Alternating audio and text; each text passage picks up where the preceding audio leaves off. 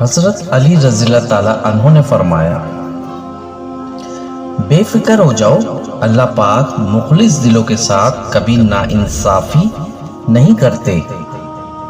حضرت علی رضی اللہ تعالیٰ عنہ نے فرمایا، ہر نئی چیز اچھی لگتی ہے مگر دوستی جتنی پرانی ہو اتنی ہی عمدہ اور مضبوط ہوتی ہے۔